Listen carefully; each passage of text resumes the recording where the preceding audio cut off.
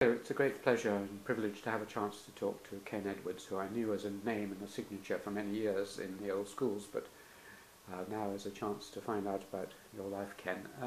I always start by asking when and where you were born. I was born in Shropshire. My parents ran a small farm and they were tenants on a big estate. I've often thought since that it's interesting that I wasn't a few miles away, in which my parents might have been a tenant on the Swinnerton and Dyer estate, which is south of us, but I escaped that and eventually became, as it were, a client of Peter much later in life. When were you born? When were you born? 1934. 1934. I went to the local school, I went to the local grammar school, which for me was a huge opportunity and a great delight, and gave me a chance to find out about things that I wouldn't otherwise. My parents both had left school at 14. What did they do? What did your parents do? They were all from farming families in South Shropshire and moved what seemed to the family a great distance away, all of 30 miles to North Shropshire to set up the small farm I ran, which, being an only child, I helped on a great deal when I was young. As I say, I went to the local grammar school. What was that? Which grammar school was that? In Market Drayton, which is a small town right up in the northeast of Shropshire. Only about 350 students, not very specialised, but for me it was tremendous, and I got interested in science, and I decided that what I wanted to do was to be a scientist. But because of my rural background, because of my parents were in farming, I was keen to combine science with agriculture, so that took me to Reading University. You're going too fast. Sorry. Okay. Can we go back a bit? Yeah. Do you know anything about your grandparents? My grandparents, yes, all came from farming families on the edge of the Longmynd. They were, I've been looking up the census dates. My grandfather was described as a labourer on a farm. So I suppose the fact that my father actually became a farmer was quite a bit of social mobility upwards. They lived all of 7 miles apart, although my father used to walk 7 miles every Sunday to court my mother in the jargon of the time, and 7 miles back again across an open moorside. And he did that for 13 years before they got married. 13? 13. Gosh. And the reason was, I gathered, that it was not the custom to get married until you got a home to take a bride to. And he was a farm manager without a house to live in, and still living at home with his parents, or living in the farmer's house. But until he got the tenancy of the farm himself, they didn't get married. So he was 39 or 40 when 39 when they got married, 40 when I was born. I think the shock was so much they decided not to have any more children. So I spent my rather lonely childhood in this on this farm. And tell me something about the character of your parents. I mean, in a way it might have influenced you. You're a geneticist, so yes, indeed. There were not many books in the house, so the school library when I got to my sort of 15, 16, so it was a great source of delight for me, and I read pretty avidly at that stage. My father was a slightly taciturn man. They had the kind of relationship that I think was probably fairly typical in those communities, where the man was very much the dominant figure in the house and made most of the decisions. I used to think that my mother was rather weak in not standing up for herself, and I used to say to her sometimes when I was in my teens, why don't you decide what to do? And she always pass it off. But in the end I decided that she's probably the stronger character. In fact, when they became very old, my father became really quite morose as an old man. Well, when he died when he was 81. She was much tougher. So I think they were very supportive of me. They obviously had high ambitions for me. And they didn't understand what a university was, but they were very keen that I should go to one. Right. Well, do you remember your first school at all? I mean, the one before the grammar school? Yes, my first school was in the days before the 44 Education Act. So it it was in fact a small private prep school, which my father used to take me on his bike, on the seat on the crossbar of his bike, at 2 miles or so to this school. And I went there, and then it became, through a process that I never knew about and don't understand now, sort of somehow incorporated into what became the grammar school under the 44 Education Act. And so I just moved seamlessly from this small primary school into the secondary school, and stayed there till I was 18. And you mentioned having a rather lonely childhood. Did this take you out into the fields looking at nature and things like that? Yes, it did. I never became really focused on any particular aspect of naturalism, of naturalist studies, but I did wander about the fields a lot. And in fact, through school, which was only 2 miles away, the nearest town was only a couple of miles away. As soon as I started going to school, I got lots of friends who lived in the town and used to. And my social circle was, in fact, through the school. There was one other farm on about half a mile away, which they had one child who I used to see quite a bit of. But no, I spent a lot of time on my own. You didn't collect birds' I didn't collect, no. eggs or anything? No. The only collection I did was collecting the hen's eggs from the farm, because it was one of my chores. And you didn't have microscopes or any? No, I didn't. No. When you went to the grammar school, you said it encouraged you. Were there any teachers there who especially influenced you? You remember? Yes, I do. There was a classics teacher who I admired a great deal and who encouraged me to read more widely than my surely subject-based reading was taking me, particularly when I got into the sixth form. A pretty eclectic mix of things that I would read. Do you remember his name? Yes, his name was John, Mr. John. He was a Welshman. He went off to be a headmaster somewhere, but this was 50 years ago. The biology teacher I remember was particularly enthused me about biology, and she actually taught both botany and zoology, so in the sixth form, and so I did both those subjects, and chemistry and physics as well. I think it was the atmosphere of the school was a fairly small sixth form, but we were quite tightly knit group, and stimulated each other in our interest in our reading and talking about current affairs and listening to music, and all the things that, in fact, I think I benefited from being in that particular school. It didn't have great academic traditions. It was too small for that. But did it have the Welsh musical tradition? I mean, singing and things like this? Or? No, it didn't. We were. Interestingly, my parents. Edwards is a Welsh name. Yes. It was a border country name. My mother was a Lewis.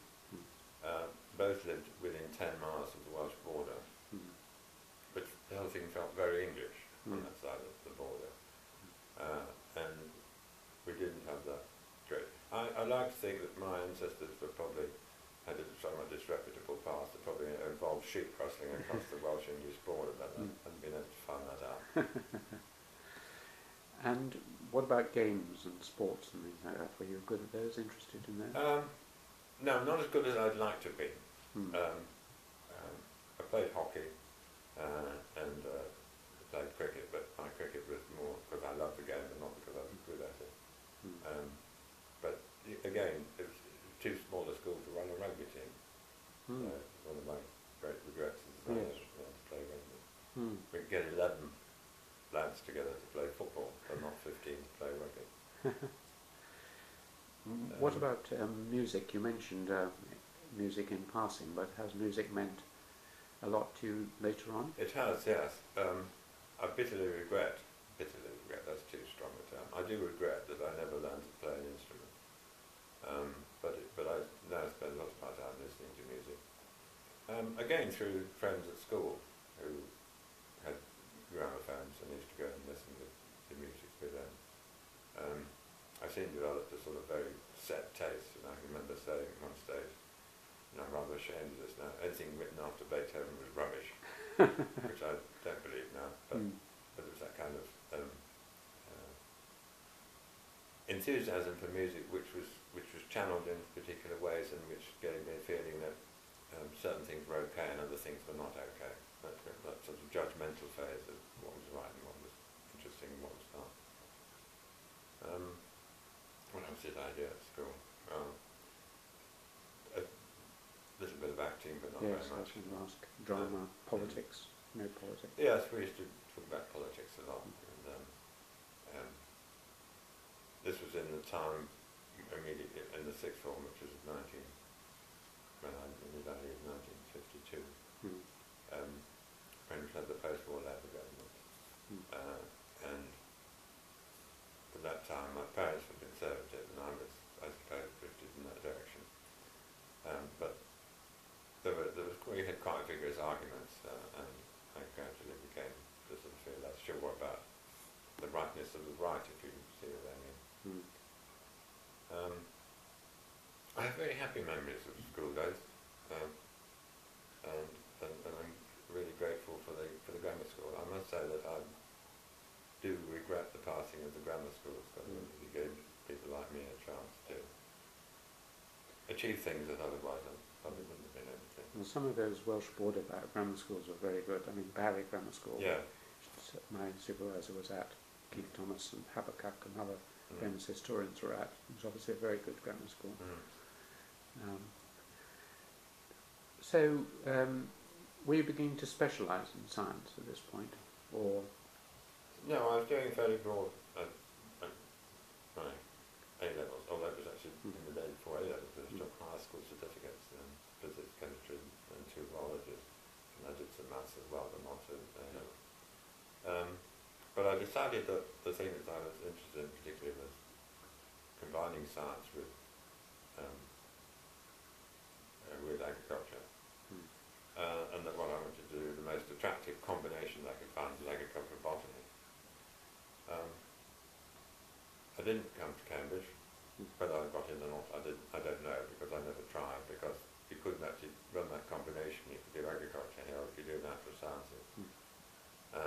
And so I went to Reading, which you could do that combination. But before that, I'd done 2 years national service,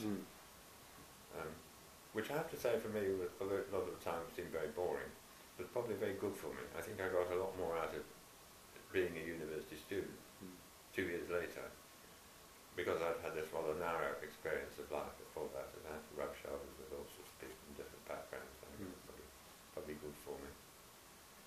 Somewhat frustrating, because the RAF was training national servicemen to be pilots, and I thought that would be great fun. So I applied for that, but failed my medical for aircrew training. Because I then got some science, I put onto a wireless, as it was called then, course. And after that, volunteered for an overseas posting and got sent to Northern Ireland, which I thought was for about 6 months, but then eventually posted back to within 3 miles of my home. So I didn't see the world as much as I'd hoped to in those 2 years of national service. Well, it was boring, but soul enhancing, so to speak. Yes, I think socially it rubbed a lot of corners off me, I think, probably.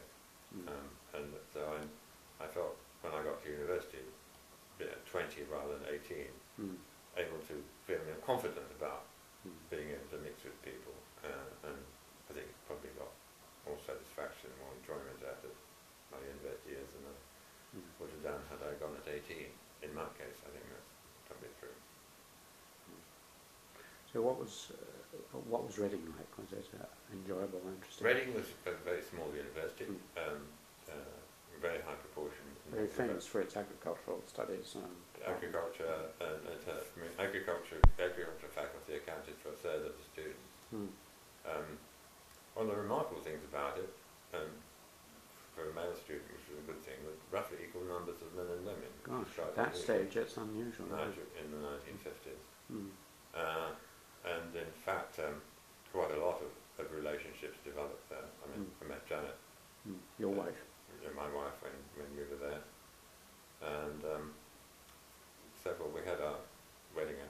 wedding anniversary last summer, and we had several couples who we had known as couples in Reading who are still together, so it was quite effective.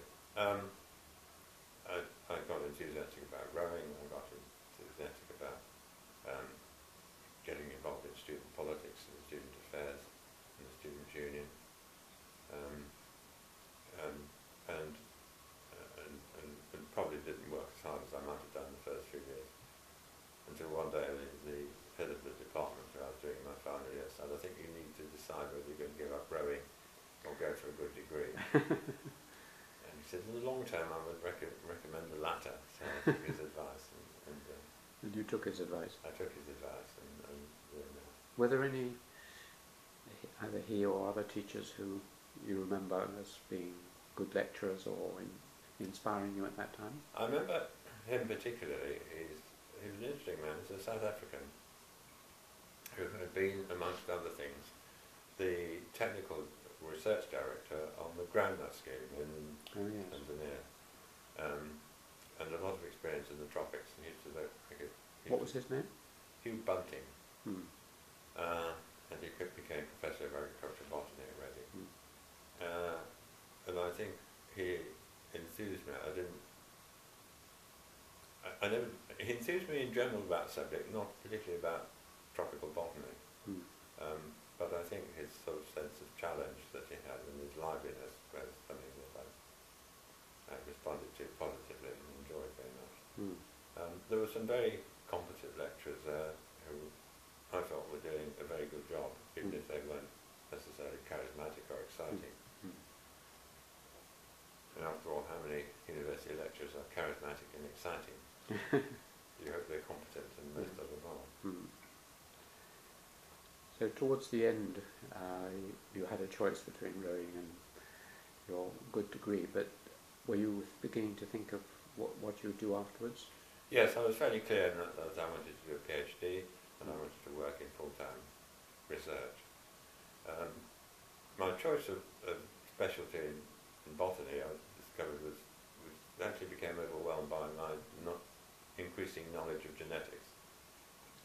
And in some ways genetics was easier. And the way it was easier, you didn't have to learn as many facts. Once you knew the rules of the game, you could go on applying them. And the ingenuity of applying them was something that I found attractive and something I could do. And so it became clear by my final year that what I wanted to do was research in genetics. Because of the nature of the degree, one obvious way in which this might be done would be in plant breeding. And indeed that was my next step.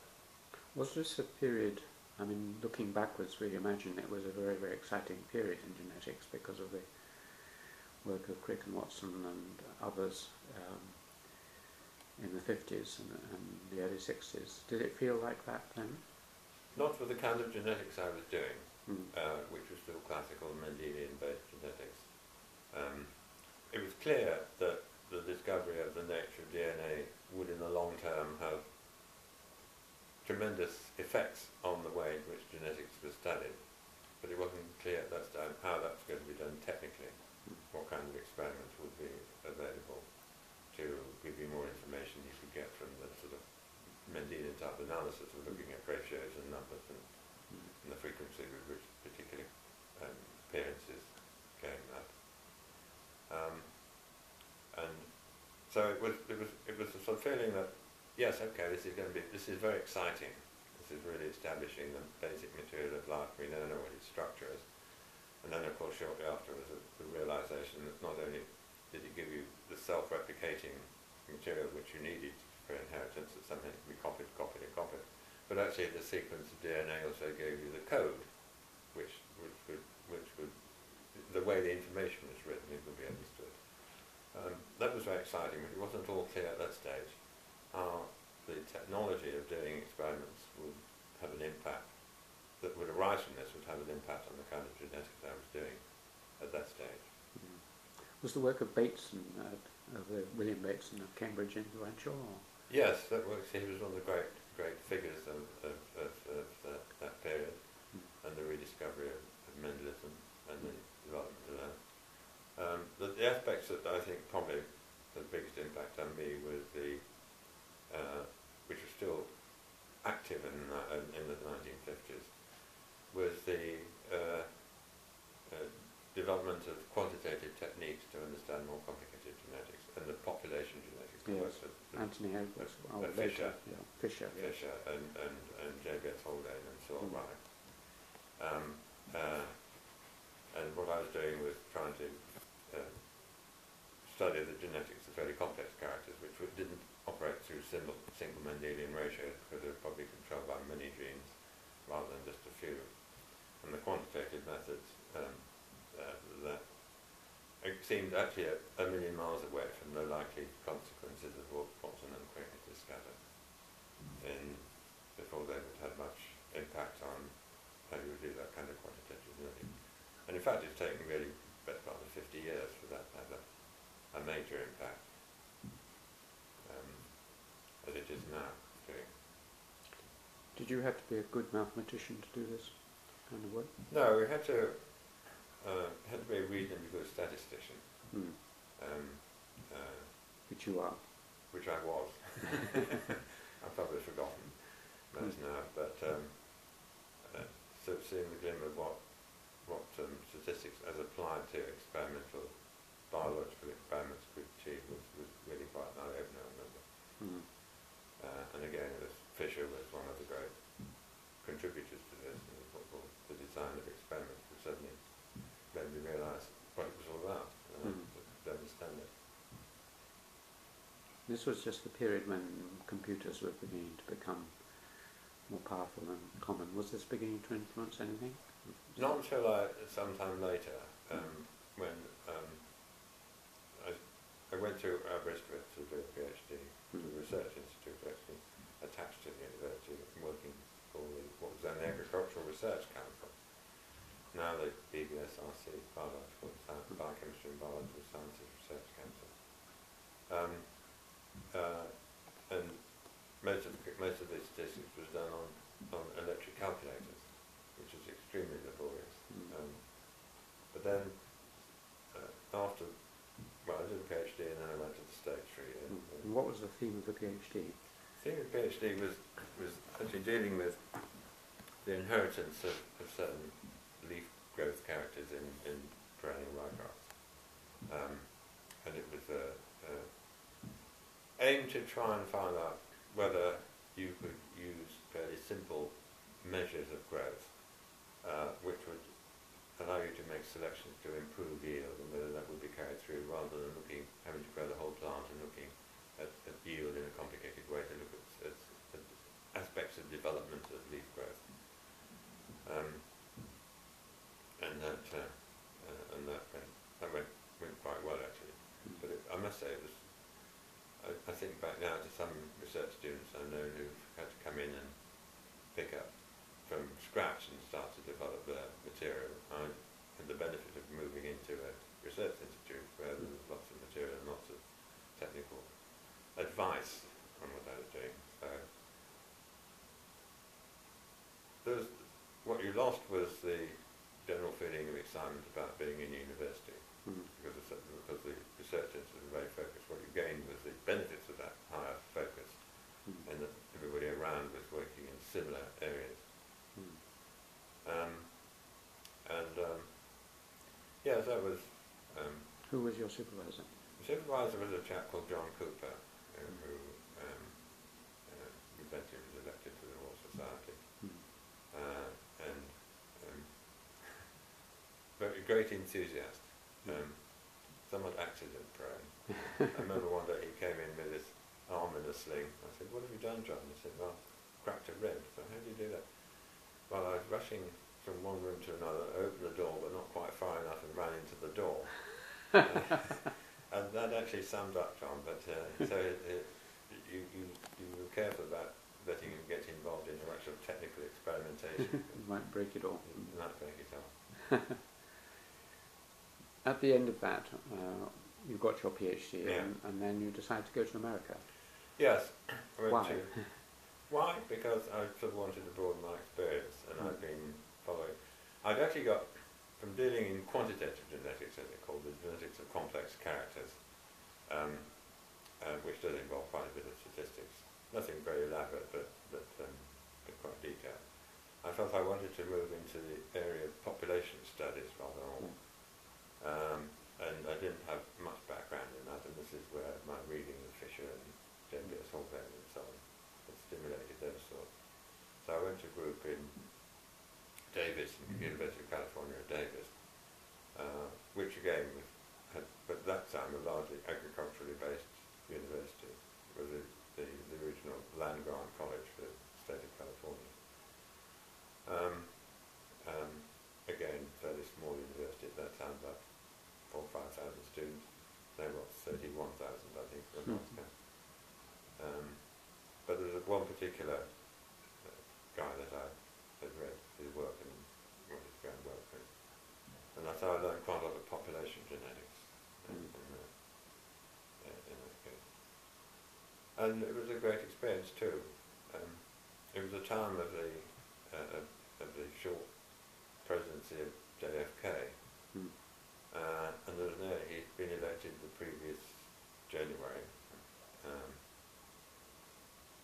in 1960, I went in 61, so a year and a half prior to my arrival.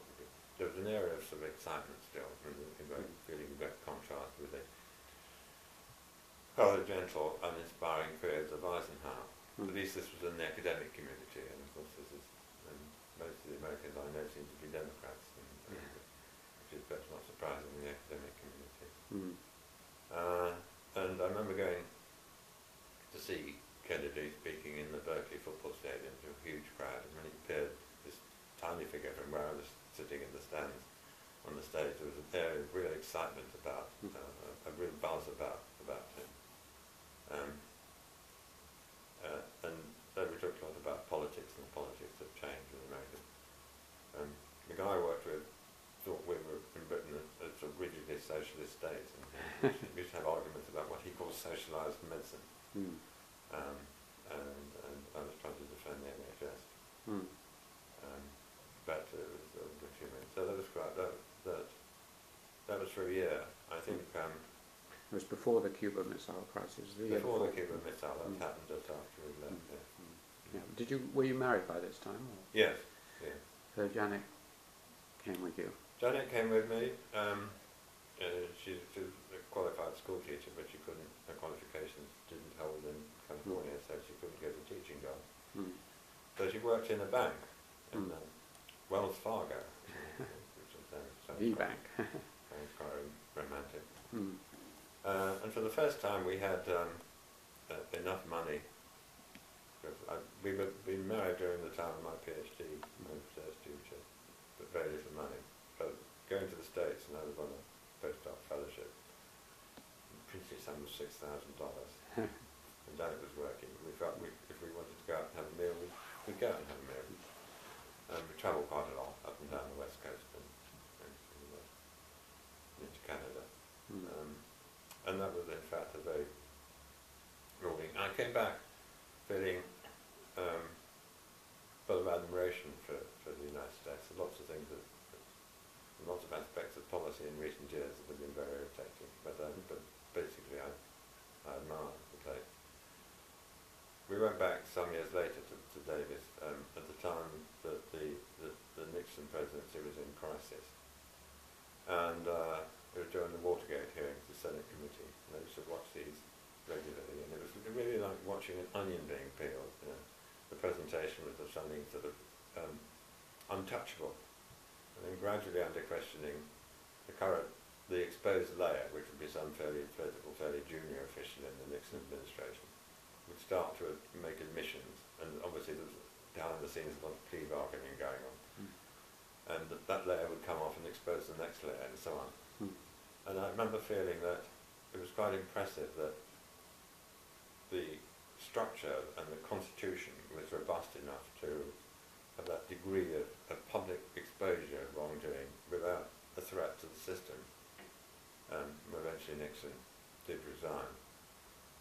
But I remember being very impressed with this, with the American US Constitution and the way it operates.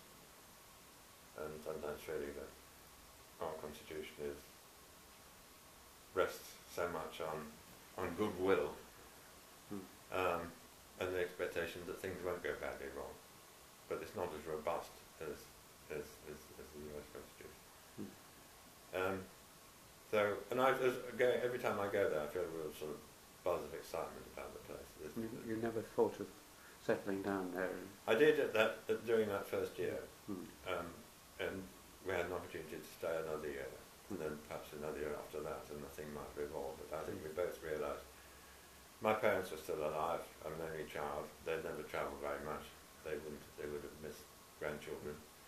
Janet's very close to her family, and didn't want to be that far away. So we felt that we had to come back after 1 year, otherwise we might never have made it back. Mm. I came back to a job in the Research Institute at Aberystwyth, where I'd done my PhD and worked there for another 3 years. Mm. Had you had children by this time, or Janet? We had the first child within sort of 6 or 8 months of coming back from the States. Mm. And I remember it very well. It's my daughter's birthday today, actually. Is it? Oh. She was born in a snowstorm 46 years ago now. Mm. And Aberystwyth doesn't get snowstorms very often. Mm. When it does, of course, the roads means so many and steep inclines. It was actually quite a So it was difficult to get to a hospital. hair-raising experience getting Janet to the maternity hospital. Mm. Yes, that was This is a daughter. our daughter. Yeah. Mm. How many children have you got? 3. Mm. 2 sons born later, 3 years, and then 5 years after Juliet. Mm. They're all doing very different things. Juliet, I'm rushing ahead a bit, but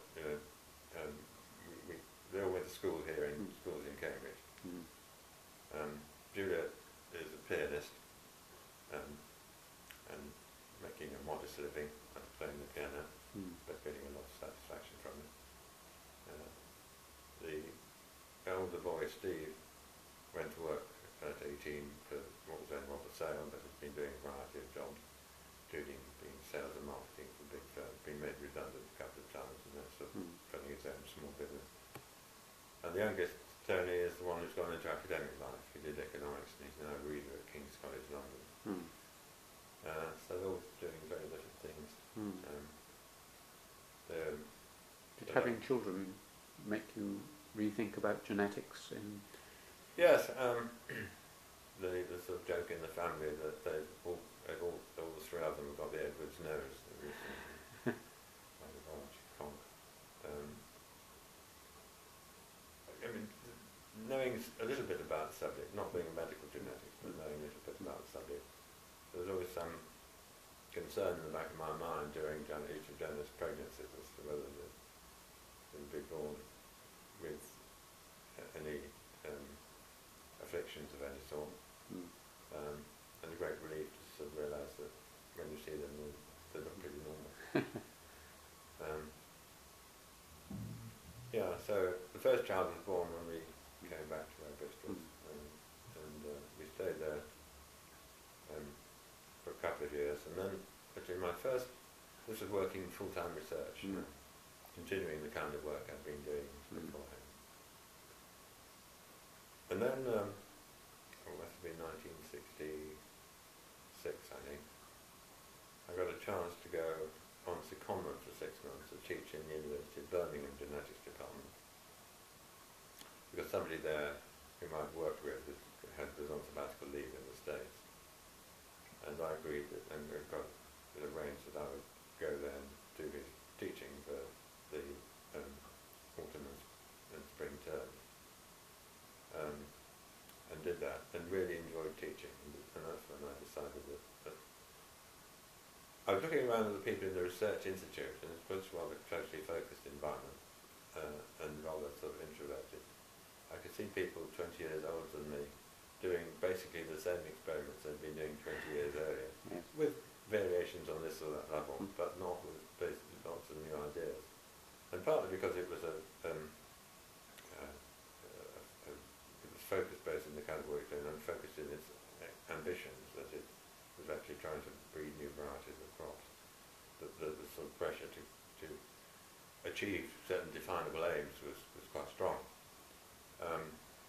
felt that didn't really suit what I thought I wanted to do. But having an opportunity to try my hand at in the teaching role in university really made me feel very clearly that's what I wanted to do. So when I done that, I started looking around for jobs. What was it about teaching that you liked, and was it The contact with the students, the chance to sort of get ideas back from students, even if it's sometimes only in the kind of questions that make you think, yes, not sure about that myself actually. And I suppose there's a bit about me that likes standing in front of a class and feeling I'm hopefully telling them something, but I'm hopefully also bringing something in the development of the intellect. That looks sounds rather grand and pompous, doesn't it? But certainly. Yeah, so you enjoyed the lecturing. Did you have any kind of supervision system? Yes, and that in some ways was more rewarding. And running practical classes as well was a different kind of experience because it's somewhere between the two in the sense that it's more one-to-one, less didactic and more personal. So I did that for 6 months, and then I decided that that's really what I wanted to do. So I applied for jobs, in fact. And that summer, after being in Birmingham, there was a lectureship in genetics in the old School of Agriculture here, which I applied for. But between my application going in and the interview being held, I was phoned by John Tholey, who was the professor of genetics in the genetics department there, who no doubt knew, and said he's about to advertise a job which sounded as if it might suit me. Would I be interested? And so I came over and saw him, saw the department, and decided that was really the job I wanted to have in genetics rather than. So some part of me which said I want to get out of this association with agriculture because my interest has gone way away from the sort of direct involvement in research which is aimed at improving in some way agricultural farming or crop growth or crop breeding, and wanted to be much more wide-ranging in my interest. So that was 1966. I came to the genetics department. Yeah. I came with some trepidation, I have to say, because I had done very little teaching, except a bit in Birmingham, and I had really no experience at Cambridge at all. And I thought this was probably a rather strange place. Indeed, I discovered over subsequent years it is a strange place, but not in the way perhaps that I thought it was going to be. Tell me in what ways, or maybe you want to talk about it later, how it's strange and different. Yeah, perhaps I can come back to that. Yeah. I'm coloured now by my direct experience and fairly deep level involvement in Cambridge. I think it's strange. I thought it was strange, perhaps strange, and would be rather cool towards somebody who had come in at that sort of level to a lecture from outside. So it was a kind of trepidation. Would I fit? Would I find it already a kind of sort of well-knit society in which I would not be able to feel like a join? In fact, the genetics department was not like that at all.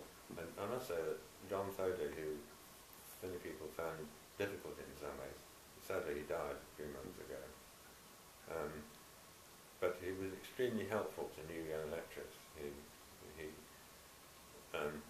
offered to come and sit in some of my lectures and make comments and advice, and it was a bit uninspiring, but he did that and extremely helpful. So from that point of view I felt I settled in very, very quickly.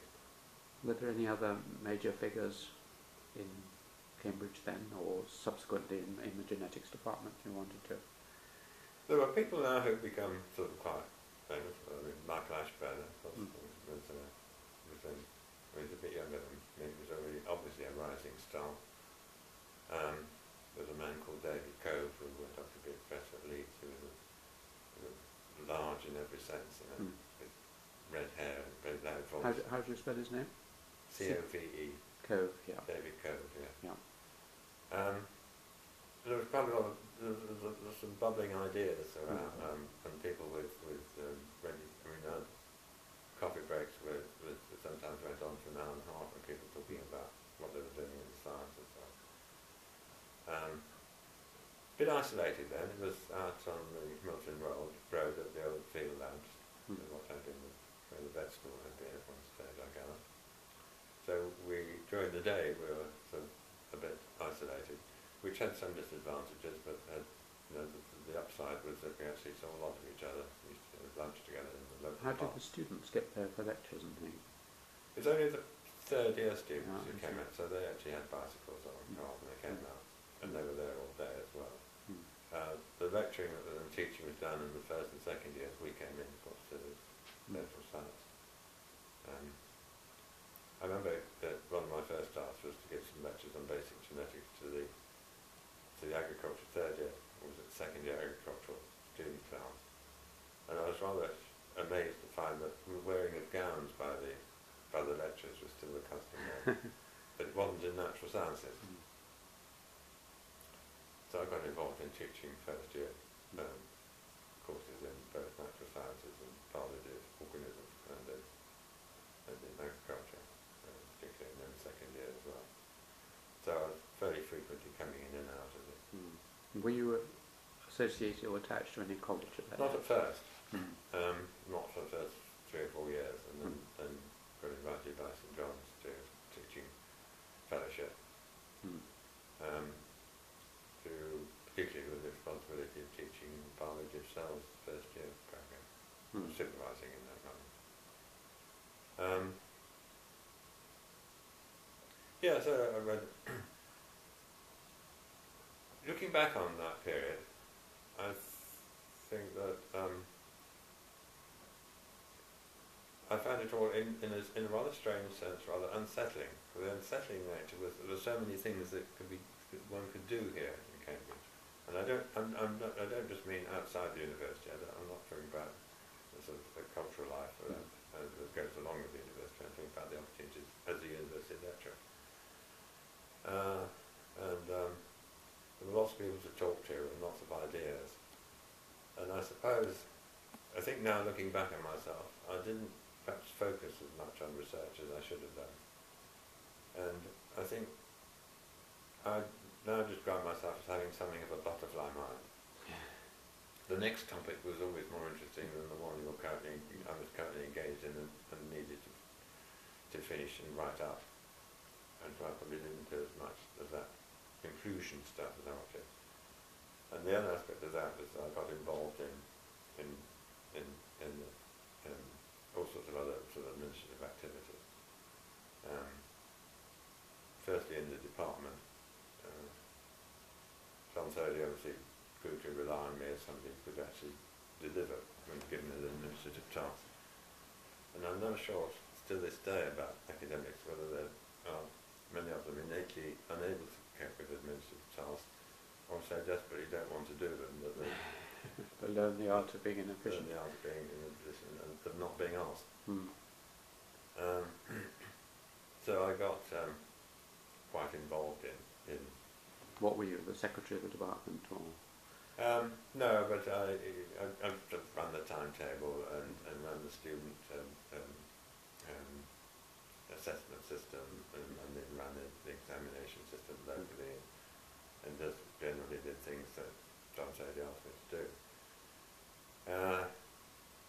Got involved in college life, became secretary to the college council and a tutor. And in fact, I remember, I was thinking about this the other day when John Soddy's memorial service. I remember very clearly the day which actually really changed my life, which was when he took me aside one day and said, Ken, I'm going to take a sabbatical year to write a book. I would like you to take over as acting head of the department while I'm away. So I said, well, not sure about that because I've just got these 2 new research grants that will need a lot of attention. I've just become a tutor, which is going to take him a lot of time. So I was about to say, so I'll have to say no. And he said, before you say no, just think of the alternatives. Which of your colleagues would you want to run the department if you're not doing it? A well-known technique. A well-known technique, but when it was applied directly to me, it absorbed me, and I thought, I think you've got me there. I think I can't actually face that. So I did that for a year. He came back and said that he only got 3 or 4 years to go to retirement. He didn't want to task him. Will I carry on? So I did carry on. And I got involved in the council of the School of Biological Sciences, who then became chairman of that.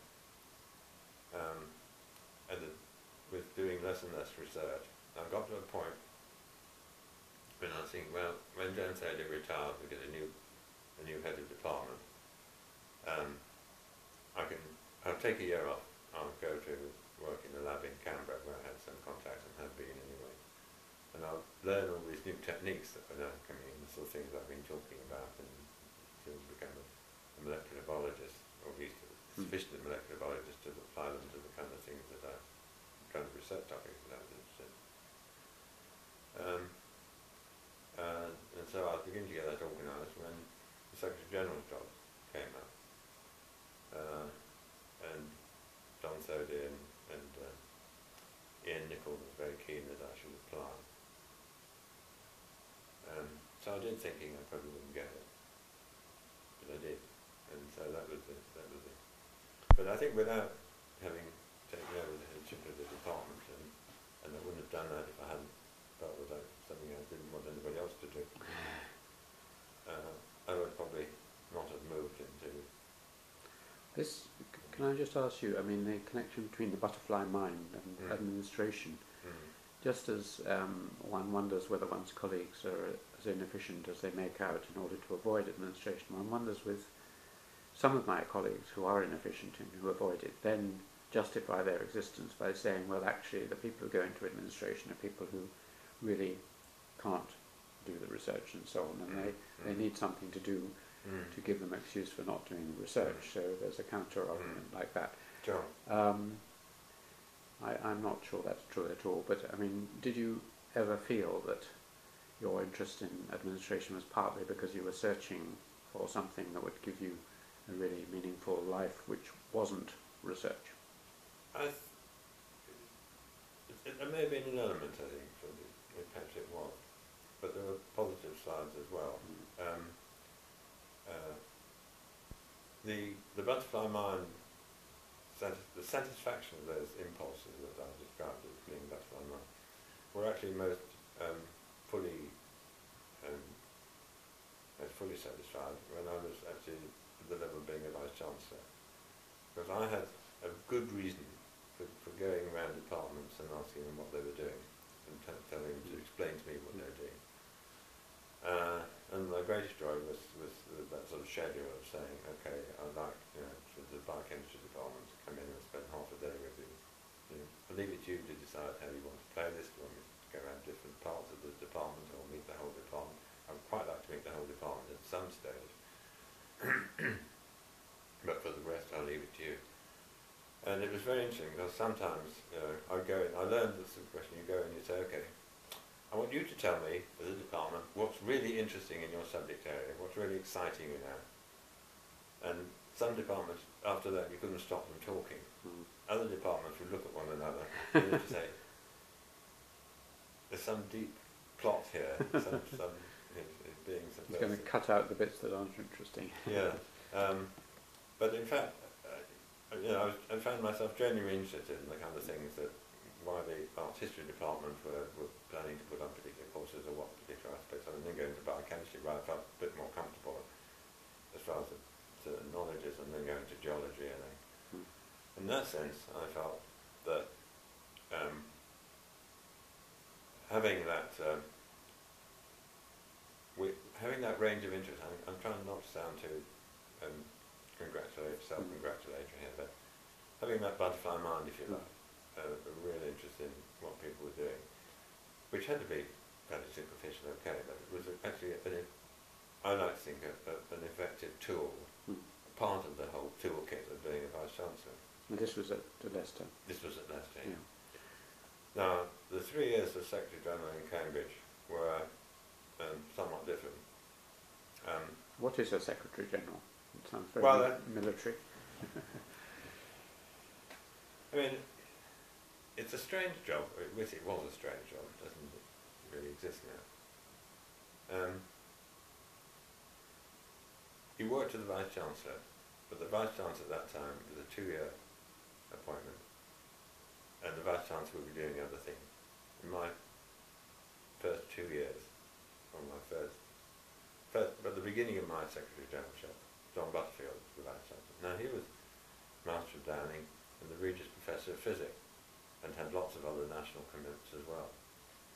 So the level of the time that he could devote to the details of running the university were fairly small. Stephen Fleet, who was the registrar, was very good at accepting that the academic matters of the university were matters of the General Board and the Secretary General of his office and the Vice-Chancellor. So I had a clear view of the university's academic affairs, and Stephen got on and ran the administration. And John was very supportive, John Butterfield very supportive, but really hadn't got the time to get involved. So things that, let me just tell you about the first day in the job. Sure. Because the 3 people had made appointments to see me. One was actually, there were 2 people. There's John Taylor, who was then Professor in the applied, in theoretical physics and applied math. There's John Rushbrook, who was a reader in Cavendish. Their concern was that this time British government was so worried about their foreign exchange levels that they were considering putting out of CERN, the annual subscription to CERN. These 2 said, would be a disaster for them, because experimental high-energy particle physics would become impossible almost overnight, because it's so dependent upon the facilities at CERN. Theoretical high-energy particle physics would last a bit longer, but would die in a couple of years. Physics would probably be dead in 10 years, and civilization we know is in 20. Well, I'm characterising the argument somewhat, but that was the first thing. So I said, okay, what are you going to find out? So about intermediate vector boson. So I read up something about intermediate vector. But this is my butterfly mind again. The second visitor was Wynne Godley. Oh yes, I've interviewed him. Yeah. Yes. Now, Wynne was then director of the Department of Applied Economics, into which a university review was taking, and had just been started by my predecessor. So he felt that he'd like to come and talk to me about the department ran, and particularly about the way in which research is done in economics, which I must admit I hadn't thought about very much. And he said basically there are 2 ways to do it. Either you can do the sort of thing that I and my colleagues do, which is to measure lots and lots of things and look for patterns of association. And the other is to have a theoretical idea about how the economy might work, which allows you to make predictions which you can then test, which is what Frank Hahn does. I mean, I'm again simplifying his argument. And that was the second major interview of the day. The third was Don Cupid, who was then... I'm going to interview in a week's time. Who was then chairman of the Faculty Board of Divinity. And he came because there was a personnel problem in the department, in the faculty. And it involved the evidence that they had that one of their staff, in addition to being a full-time member of the faculty, full-time university reader, had a chair in a German university simultaneously. Which eventually I followed up by contacting the German university and finding out indeed it was true. Which led to my inviting this particular individual to come and see me with 2 pieces of paper, his contract for the University of Cambridge and a letter from the German university saying, this is not acceptable, is it? I want a letter from you by Friday morning, either saying you resigned, one or the other. That was the first day, and I thought, oh, this is a fascinating job. Never boring. The issues that came up then were the main. I mean, one of the things that really was very dramatic was when Martin Rees came to see me one day, because he was then at the Institute of Astronomy, say that he understood that the Science Research Council then was considering a move of the Royal Greenwich Observatory from Herstmonceux in Sussex to a university, and would Cambridge be interested in hosting it? And it was either Cambridge or Manchester, I gather. So my immediate reaction was to say, in principle, obviously yes. I then talked to a number of people in Cavendish and engineering department and so on, and we talked about the site behind the Institute of Astronomy on the Madingley Road. And I remember one January day in the snow, tramping through the orchard there with representatives of the Science Research Council about the site.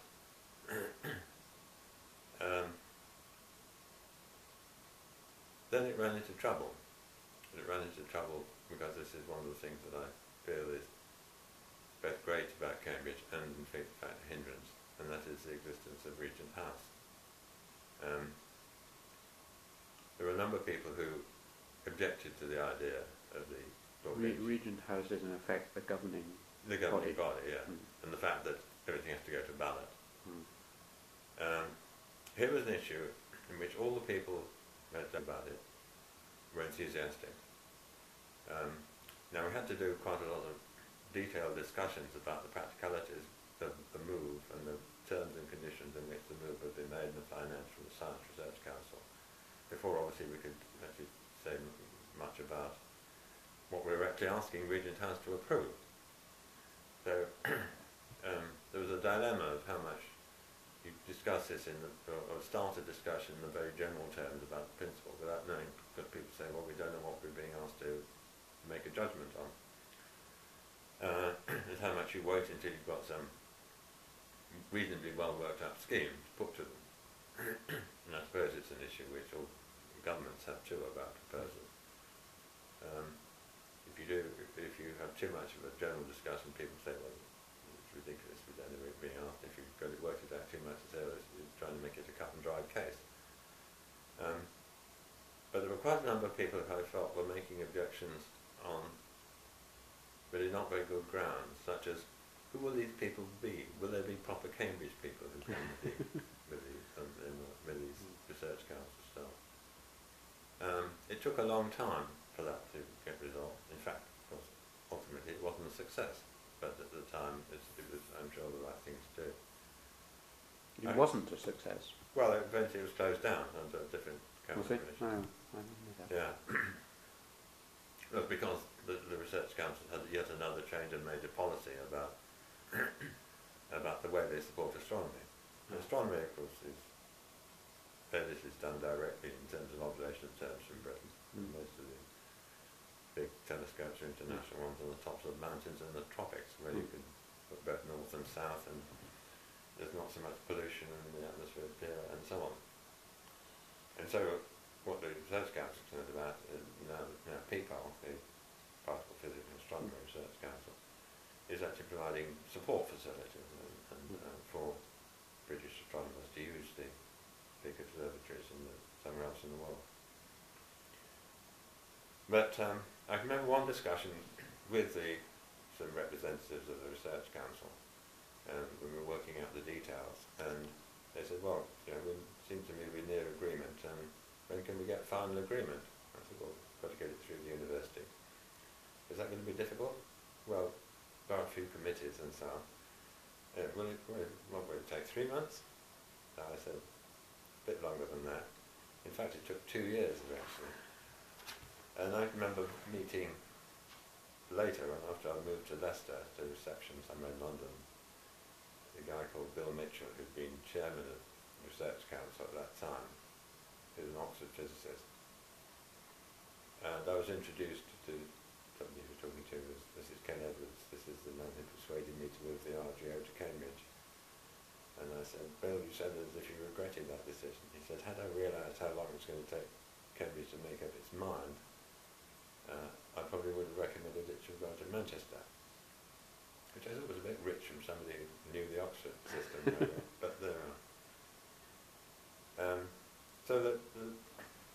to the role of Secretary General, it was a fascinating job because you did get involved in all aspects of the university's academic life, or too big a canvas to get intimately concerned with all of it, obviously, but right across a wide range of subjects. I can remember the time when the French department was proposing to introduce a paper in the second year on French art and literature. I can't remember the exact title, but something like that. And there was great upset from the art history department, which I naively assumed was probably just a territorial dispute about numbers of students who would be attracted to one rather than the other. But in fact it wasn't, it was about postmodernism. And I felt really out of my depths as a scientist on that one. So it's a variety of the job was fascinating. I'm sad to see that the job has gone, because I mean that arrangement was really in the long term, or longer term, or even perhaps in the short term, untenable, because the university clearly needed a full-time vice chancellor, and the part-time 2-year change rather than being off. I was representing the university, but I didn't have the status of the prestige of being the vice chancellor, and right that should be so. That kind of change was necessary, which means what's the role of the Secretary General? We've been doing lots of the vice chancellor's tasks. Now it seems to me that the current vice chancellor, I mean, the vice chancellor in the present world has spent a lot of time being the face of the university outside. And I still say there could have been a role for a Secretary General type figure in the American system, provost. You're saying that in a way the Secretary General was like a provost at an American university. I think what I meant was that it could have become like a provost, with the Vice Chancellor being more like the President of the American university and having a lot of outside activities and representing the university. And it does seem to me there is a scope here for an academic link between the top university decision-making processes, and somebody who is the academic link, as the Secretary General was, and what's going on in departments and faculties. And I'm sure the registrar has got a full-time job looking after all the administrative aspects of the university. I don't know, I mean, I'm not that involved now enough to know whether that's a reasonable criticism or not, but I'm personally a bit sad to see that aspect of the job apparently having disappeared. Can you, I mean, it may be too complicated, but can you explain the kind of structure, certainly at that time, of how the university administration worked? The Regent House was and is the kind of final governing body. Yeah. Below that, alongside that, the Vice-Chancellor chaired the General Board? Or? The Vice-Chancellor chaired the General Board and chaired also the University Council, the Council of the Senate, which is in fact between the Regent House and the General Board. The General Board has got a lot of delegated power, but everything is referred up to the Council. The formal structure is reported to the Council, and I'm sure it still does. And the Regent House is the supreme governing body.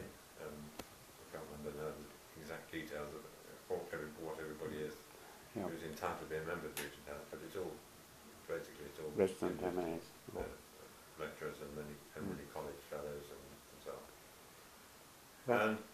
And then the arrangement was, and I think it's still extant, is that the Council approves a grace, which is a proposal to do this or that or the other, and that if there are no responses from members of the Regent House in sufficient scale, it automatically is graced within a certain time. But I've forgotten now the exact numbers of members of the Regent House could call for a ballot, and then it has to go to a ballot of all members of the Regent House. The voting for which was usually pretty small. Out of a total of 3,000 or whatever members of the Regent House, the voting would often be 124 to 76. So it's a problem about what is a representative group of members of Regent House that can hold this thing. Now, okay, I was involved in trying to effect certain changes or proposals that the General Board had approved, and sometimes there was the danger that they would fall foul of a relatively small number of people who were not represented. The vast majority of members of Regent House just want to get on and do their research, and do their teaching, and pursue their subjects. What did you think were the strengths and weaknesses of a system like this as a way of governing a university? The strengths are clearly a sense of involvement, which is unique to Cambridge and no doubt Oxford, the similar system. Different from Leicester. Different from Leicester. Mm. In fact, Leicester had the standard governance arrangements for the universities that have been created by statute from about 1890 onwards to, in Leicester's case, to 1950, which had a council, which is the formal governing body, which consisted of perhaps about 40 members, whom slightly more than half would be non-members of the university, chaired by one of those non-members, with the Vice-Chancellor, if you like, that's like a board with the chairman of the board and the Vice-Chancellor, if you like, chief executive. And then there was an academic senate, which would be quite large, in Leicester's case about 130, all full professors and various other people designated by office would be members of the academic senate, which dealt with academic matters, and that was chaired by the Vice-Chancellor. I think it worked quite well, but there is a considerable responsibility on the Vice-Chancellor in those circumstances to try and ensure that there is a good spread of information and opinions are encouraged and dealt with through a system of subcommittees and indeed informally. It meant that decisions could be made more quickly. And I was quite grateful for that, because there's no doubt that for a university like Leicester, in competing with Oxford or Cambridge is not going to get not going to get facilities provided by research councils as readily, and the ability to make quick decisions is certainly an advantage. For example, there was the Medical Research Council during my time at Leicester decided they would like to set up a unit of toxicology attached to university, and Cambridge was one, and Leicester was another. And I think we had a very good case, and I don't think Cambridge probably stood up anyway. But certainly the fact that we could make a very quick decision to accept it and to agree the arrangements for it to be set up was an advantage. When you said the advantages were representation, the disadvantage is slowness. Yes. Any other disadvantages, or? I sometimes think that here there is a possible for a fairly small group of unrepresentative people who decide that what they really want to do in life is to have a say in the running of the university. They don't represent anyone in particular except themselves. And the regular providers of fly sheets on proposals that I feel were around in my time. They're probably still there. You must have read at some point Cornford's Microcosmographia Academica. Do you think that's a good representation of what? To some extent, it's a caricature, but it's a very there's a lot of truth there, and the principles of the unrightness of time and the wedge and so on, and the good reasons for not doing anything. But I used to reread that every summer when I was at Leicester, along with Machiavelli's The Prince, as some guides to how to deal with my job. Academics, of course, love the debate. They don't necessarily like making decisions. In fact, I can vividly recall in a debate in St John's governing body about whether we should admit women, which I was in favour of and proposing, one of my colleagues, who I hoped I'd persuaded to vote in favour of the change, got up in the debate and spoke against it. And so afterwards I said, "Hugh, what on earth was that about?" He said, "What you don't realise, dear boy, is that we love the debate. If ever we made a decision on this issue, we wouldn't be able to debate it anymore." And I think the debate is such that sometimes it's difficult to make a decision. No, that's a side effect which one just has to live with. I think there's some vice chancellors who found that aspect of life to be intolerable. I regarded it as a sometimes as an irritation, but a challenge. Did the fact that Cambridge is a collegiate university and for 3 or 4 centuries was run by the heads of colleges rather than by anyone else, did that, in what ways did that impinge on your job? I mean, as Secretary General? Not a great deal. There was quite heavy weighting, of course, in the council structure, the composition of the council, Senate, still was representatives of the heads of houses. But I found them actually really pretty constructive, and I got to know many of them quite well, and found they're very useful people to have conversations with about what's going on in the university, what could be done about the university, what their ideas were. And I found them extremely supportive on that.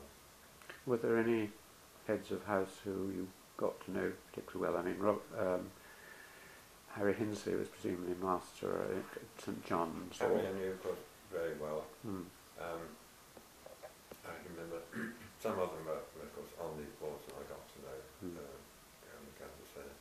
I remember, and I just brought to mind recently because he just died, Derek Brewer at Emmanuel, who was an extremely good fellow to talk to.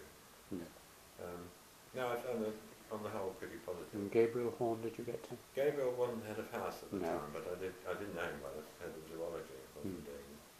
He was is a great mover and shaker. Yeah. There were people who were. It was very important this job to sort of identify the movers and shakers and the people who were likely to influence opinion. And Gabriel one, and Jack Lewis was another who was actually on the general board, and he was a great source of good advice to me and wisdom. And certainly when I went to Leicester, one of the first things I had to try and work out is who are the people who are established in the university and regarded as framers of opinion, and try and get to know them and hopefully get them to hopefully trust me and respect me and certainly work with me and take note of what their views were. That was an interesting challenge. So, in summary, about this kind of job of being Secretary General and Vice Chancellor, it's the challenge of providing leadership, and every now and then to say, we've got to make a decision on this, and my view is such and such. I think we've had a long debate, but actually also trying to get people to the position where they feel they've had their say, and do recognise that in the end somebody has to say, we're going to do this rather than that. How successfully I did it, only other people can tell. Cornford talks about squaring, as you know, famously. Yes. Did you have to do that, not that kind of squaring of, that he talks about, but a lot of sort of behind the scenes, getting people on board, as they say in the cliche? Yes, indeed. I'm not sure squaring is quite the right phrase. No. Most of it wasn't as nicely rectilinear as that suggests. It involved lots of bends, I think. And you, with the Vice Chancellors you worked with, you mentioned the first one. Did you work with Peter Swinnerton Lyle? Was that in another context? Peter, by the time I became Vice Chancellor, was chairman of the University Grants Committee. And I had dealings with him over days of Leicester. But one thing I remember, I inherited the Faculty of Humanities, which was in some disarray. It wasn't my predecessor's fault, it's just that not a very big faculty, probably about 80 to 90 full-time academic staff, maybe 1,000 students, 13 different departments. So that some of the departments were tiny, 2 or 3 people.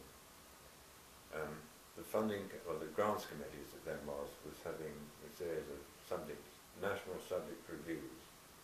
One of the big ones that he did right at the beginning was Earth Sciences, general provision that is it necessary to have as many departments of earth sciences, or should we try and consolidate them to give them a smaller number of stronger, more viable departments?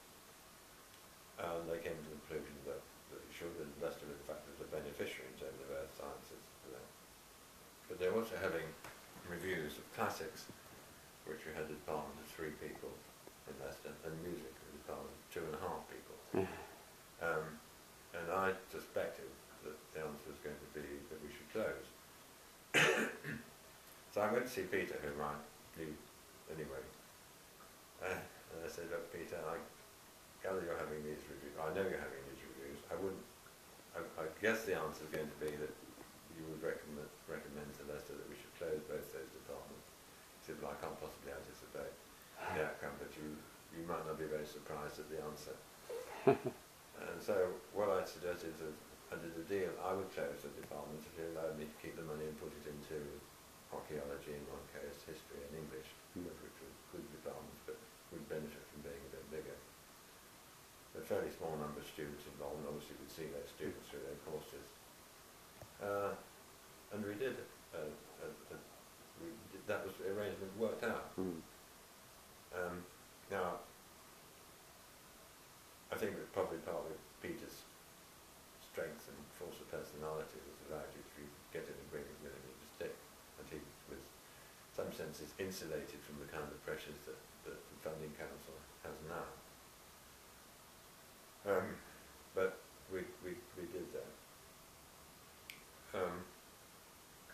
During the time that I've been, a period of, what was it, I retired in 1999 from Leicester. I've been there 12 years, 3 years before that secondary down. The system's changed to really out of recognition. As so many people who've been through this would say during their time and it happened, but when I accepted the job at Leicester, there were still discussions in government circles about the effect of the demographic decline in the number of 18-year-olds predicted over the next 20 years. And talk about it closing some universities because the number of 18-year-olds was going to drop by 30%. And I remember thinking, well, am I wise to leave Cambridge, which is clearly not going to close, and go somewhere where it might close? And then I realised that Leicester had, apart from its intrinsic merits, had 2 political advantages. One was that the 3 parliamentary seats in the city of Leicester were all highly marginal. And the second was it had a medical school. So I was pretty confident it wouldn't be closed. But of course, what happened in practice was that the uptake rate amongst 18-year-olds rose so rapidly it overwhelmed this small decline in the number of 18-year-olds. That's one change, so we got massification, and now we're talking about something approaching 50% in higher education. Then it was 15%.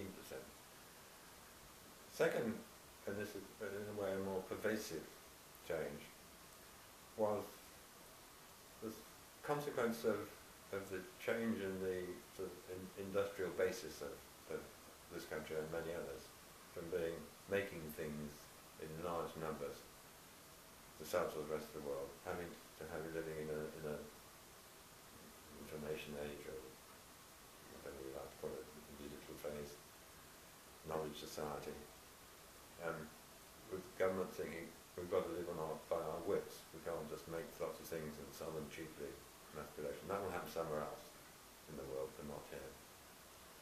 Governments therefore become seeing higher education as being an essential part of economic development, which is good in one sense, and that we recognise. But the danger is that they actually want to determine very closely what kind of higher education system it should be.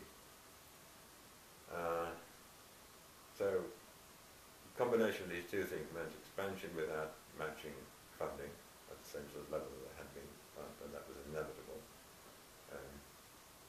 And there is, in fact, a case to be made for students making some kind of financial contribution. When for 2 years in my time at Leicester, I was chairman of the National Committee of Vice Chancellors, CBCP, and we anticipated something like this would become feasibly introduced. And so we commissioned some research, to look at the financial benefits of individuals who having a degree compared to people who've got, say, the 2 A levels or the equivalent, something that would have got them into university but decided not to go to university. And the financial advantages were quite considerable, even after tax, of having a university degree. So there clearly is a substantial private benefit about university education, from rising from university education, as well as it being public good. And so some contribution, with the argument that some contribution is to be expected.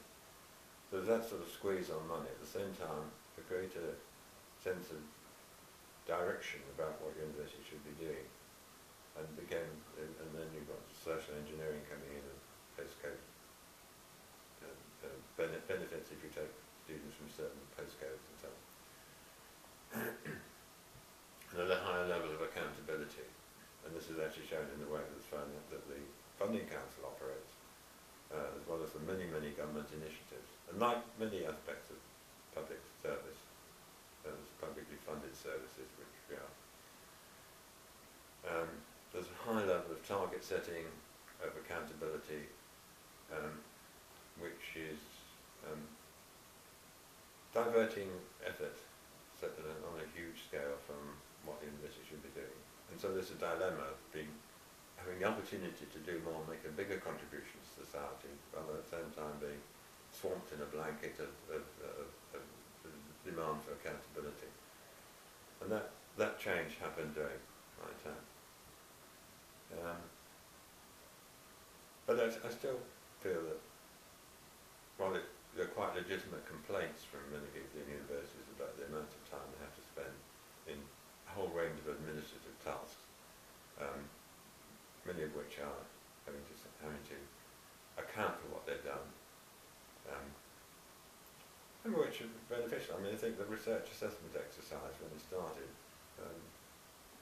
was, for the university system in general, had beneficial effects. It made every university think, what are we actually doing to support research? Are we doing it in the most effective way? Or are we just sort of letting the thing drift? And so there's better university management of research, and I don't mean that in a negative sense. I mean, you're actually trying to decide where are really good things going, and can we fund them and support them. But it developed a life of its own and became sort of incredibly intrusive with very little effect. So I think the problem about this is that the bright ideas should have a short life, a short time span, because they have a stimulus effect and then they don't need them. They go on with a life of their own and become overly intrusive. So I think I probably retired at the right time. When you came back after 12 years in Leicester, did you find, you presumably been living there and your wife was there, Yeah. did you find Cambridge greatly changed, either the general sort of externals of the city and the environment, and or the atmosphere of the university as you re-encountered it? I don't, yes, of course I have to say in the latter I don't have that sort of detailed involvement, sort of day-to-day involvement. I was aware of the changes that happened, I was aware of the changes that happened in the way it's administered, and as I said, I think it's essential that it should be changed towards a full-time permanent Vice-Chancellor. The city, of course, has changed since the time I came here, that's all recognition. In some ways, I think I feel quite proud of the place. That, there's a university that's actually stood at a level of economic activity, directly and indirectly, which is something that I think the university ought to do, and it's not lost its soul in the process. It seems to me at all. I think I'm proud. The side effects of this, of course, are much more crowds, many more crowds, a larger city, traffic gridlock, and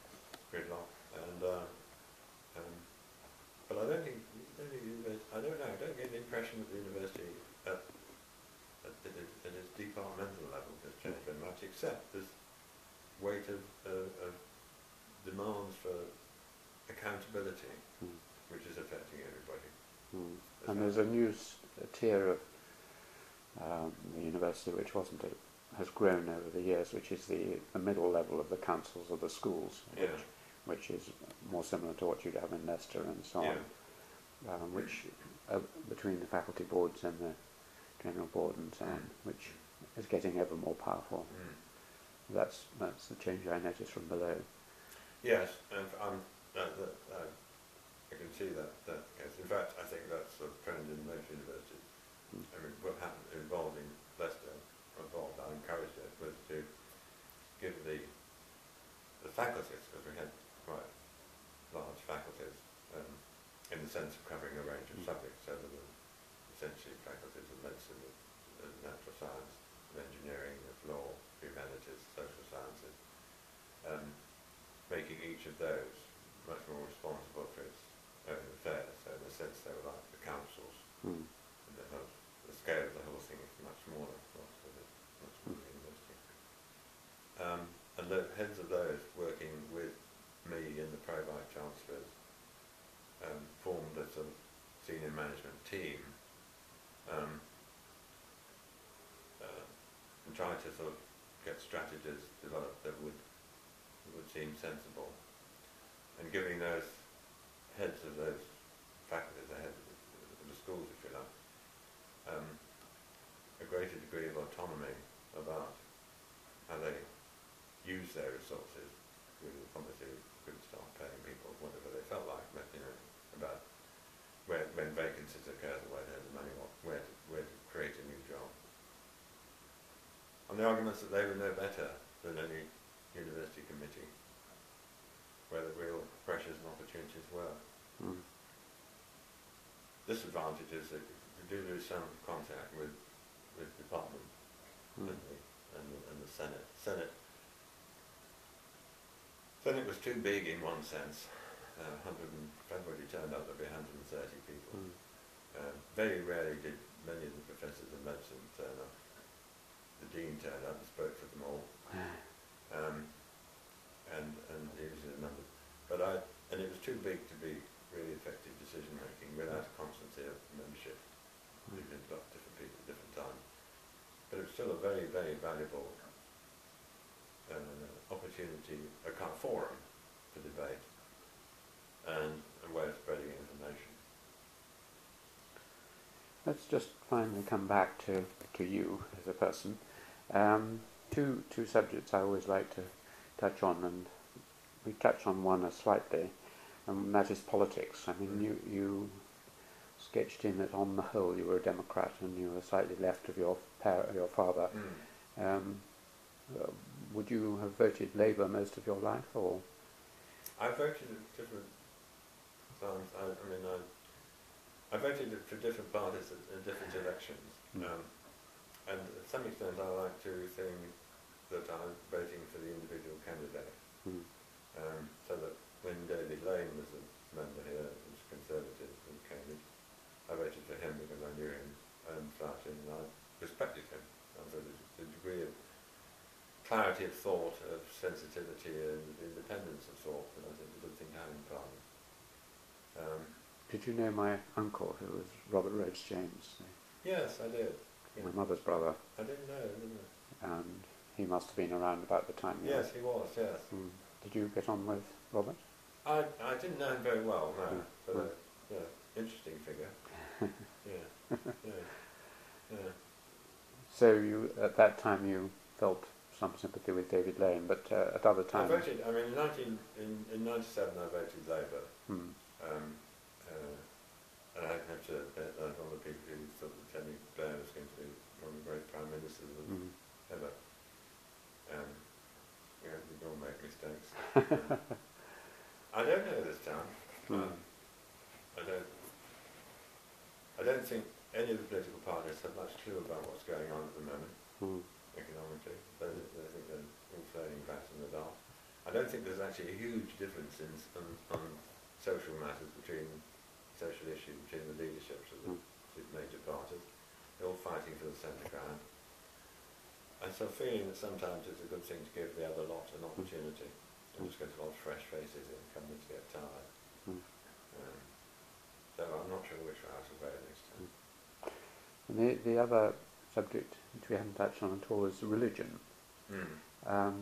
I've discovered in my interviews that on the whole the biological sciences are more hostile to religion than the physicists and the astronomers, who have a sense that maybe there's something mysterious out there.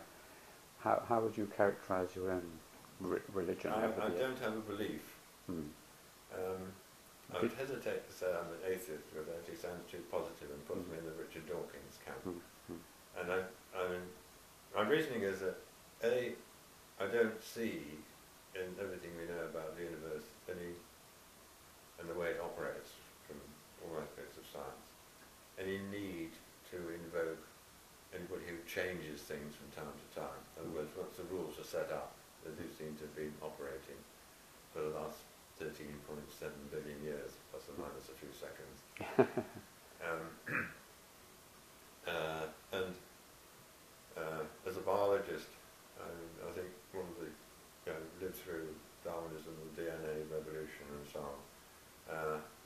And it is now so clear to me that evolution with natural selection and all again is a perfectly adequate explanation of the diversity of living forms we've got. They clearly all share the same kind of information systems, they clearly have the same kind of metabolic systems.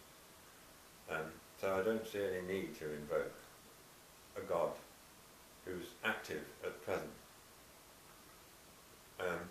Nor have I had any kind of direct personal experience which I would say was religious. That may be reflection on me rather than anything else, that my mind is shut against it. I don't know. How it was all set up, what created it in the first place, whether I parallel universities, I don't know. But I mean, summarising it, I'm not a believer. And you never have been, really? Oh yes, in my childhood I used to go to church. My parents were my parents actually came from different denominations. My mother was a Methodist, and my father was C of E. And I say C of E deliberately because that was the kind of thing to do, to be an Anglican. They couldn't agree on where to go to church, so they didn't go very often, but they insisted that I was confirmed and was an active believer for the time. So gradually came to my present views, I suppose, when I was mid-20s. But I may be wrong. That's a good scientific thing. The suspended judgment. Is there anything that you would like to have been asked or comment on? You mentioned Janet, your wife, and you've mentioned your children. Is there anything else that part of your life that we've missed? I don't think so, except I feel I'm extremely fortunate in life. There was a time when healthcare improved, so I've managed to live to be 70-something in reasonably good health. I had an opportunity to go through an education, do the kind of job. And the kind of jobs I've been doing, I've enjoyed them all, and at every level. I made a jump from one kind of activity to another, but not sort of different kind of activity, but not in a totally different world. I'm glad I made that change because I've enjoyed what I've been doing since, and I've been very fortunate. So I think maybe a sort of golden age that we lived through, but perhaps that's a sort of sign about getting into your 70s of looking back and thinking, yeah, this was a golden age. It's gone quite well for me. Maybe, I don't know. Thinking of my own grandchildren, will the world be as easy for them? I was